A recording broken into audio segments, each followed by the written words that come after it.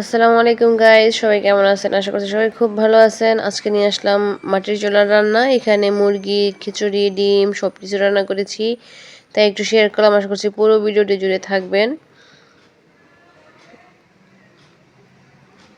তার জন্য আগে আমরা মাটির চুলার জালটা ধরিয়ে নিয়েছি, আর এখন গোস্তটাও ভালোভাবে ধুয়ে নিয়েছি।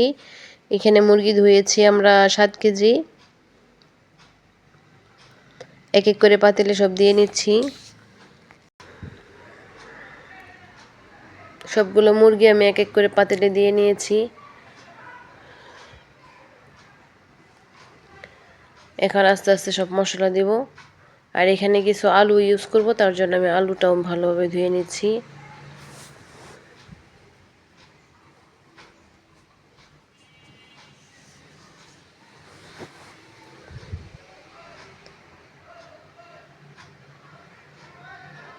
আলুটাও দিয়ে নিলাম। এখন প্রয়োজন অনুযায়ী হলুদ গুঁড়ো দিয়ে নিচ্ছি। আমি মাপ ছাড়াই দিয়েছি। আর যদি কেউ মেপে দিতে চান তাহলে প্রতি কেজি মাংসের সাথে 1 চামচ করে হলুদ আর ধনিয়া আর হলুদ শুকনো মরিচ গুঁড়ো দিবেন। আর আদা রসুন পেস্টও ওরকমভাবেই দিবেন। আর আলুর জন্য এক্সট্রা আরও 2 চামচ করে বাড়িয়ে দিবেন, তাহলেই পারফেক্ট হয়ে যাবে রান্নাটা। আর এখানে তেলটা দিয়ে নিচ্ছি। এলাচি, দারচিনি, তেজপাতা দিয়ে নিলাম। আর এখানে পেঁয়াজ দিতে ভুলে গিয়েছি, এখন আমি পরবর্তীতে আবার পেঁয়াজটা দিয়ে নিব। আর এখন আমি এটা সুন্দরভাবে মাখিয়ে নিচ্ছি।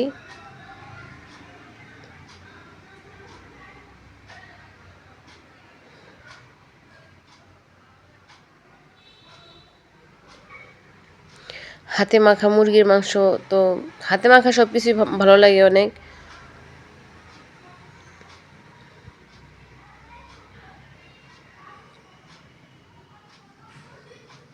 আর বড় পাক তো এমনি ভালো লাগে,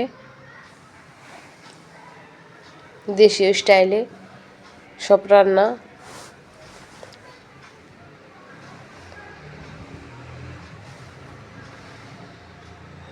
আর এই রান্নাটা হচ্ছে আমাদের পাশে আমাদের একটা প্রতিষ্ঠান আছে, প্রতিষ্ঠানের ছাত্রদের যদি মাঝে মাঝে আমরা কোন খাওয়াই দাওয়াত, তাহলে এইভাবে রান্না করে আমরা নিজেরা রান্না করে দেই। তার জন্য মাঝে মাঝে আমাদের মাটির চুলায় রান্না করতে হয় এরকম বড় পাক হলে। তাই একটু জানিয়ে দিলাম। অনেকে ভাবতে পারে যে এত বড় পাক মাঝে মাঝে রান্না করি কিভাবে, কেন, কি জন্য। এক আপু আমাকে জিজ্ঞেসই করছিল কমেন্টের মাধ্যমে, তার জন্য আমি একটু বলে দিলাম আজকে। আর এখানে একটু খিচুড়ি রান্না করব, সাথে পেঁয়াজটা এখন দিয়ে নিচ্ছি, দেখতেই পাচ্ছেন।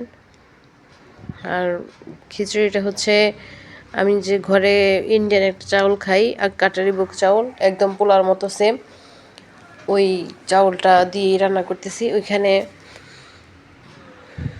হলুদ, সস, সস আর জিরা গুঁড়ো, এলাচি, দারচিনি, তেজপাতা ছিল না, মানে শেষ হয়ে গিয়েছে। আর কি বলে, মানে শেষ হয়নি, মানে পাই নেই খুঁজে।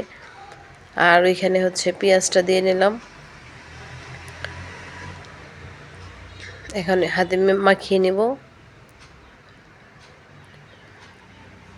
আমার মাখাতে খুব ভালো লাগে এইগুলা বড় বড় পাকে, তার জন্য আমি মাখাই বেশিরভাগ।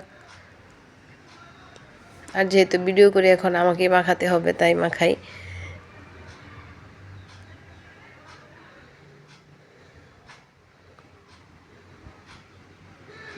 দেখতে পাচ্ছেন, এটা আমার রান্না শেষ হয়নি, তারপর আমি এটা মাখিয়ে রাখতেছি, কারণ বারবার ভিডিও ধরা ঝামেলা, এই জন্য ভাবছি যে একসাথে হয়ে যাক।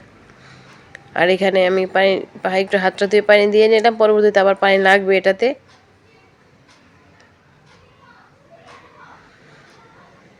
এখানে হয়তো আমি 4-5 কেজি চাউল দিয়েছি।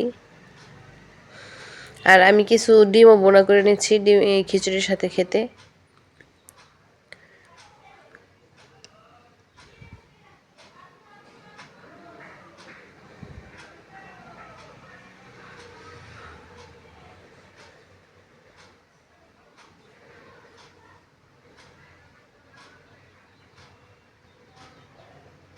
এই তো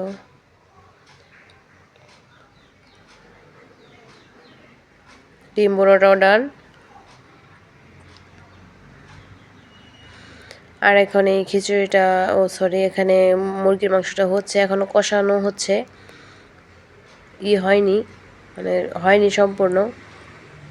এখন পানিটা দিয়ে নিলে হয়ে যাবে, তারপর জাল আসলে নামিয়ে ফেলানো যাবে।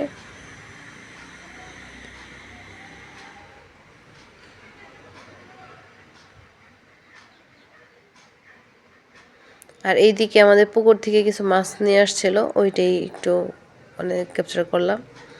ভালোই মোটামুটি শিং মাছ ছিল, একদম দেশি মাছ। আর এখানে পানিটা আমি দিয়ে নিলাম।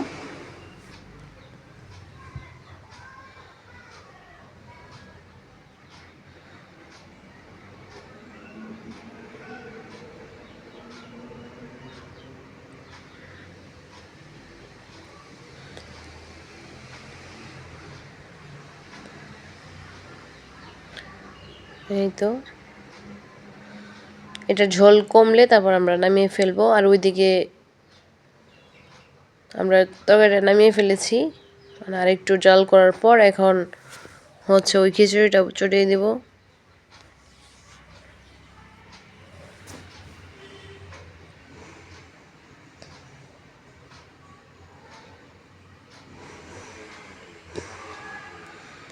এই তো মোটামুটি দেখতে পাচ্ছেন খিচুড়িটা হয়ে গিয়েছে। আশা করছি ভিডিওটি ভালো লেগেছে। ভালো লাগলে লাইক করবেন, শেয়ার, সাবস্ক্রাইব করবেন। এখানে বিদায় নিয়ে নিচ্ছি, ভালো থাকবেন। আসসালামু আলাইকুম ওয়া রাহমাতুল্লাহি ওয়া বারাকাতুহু। আল্লাহ হাফেজ।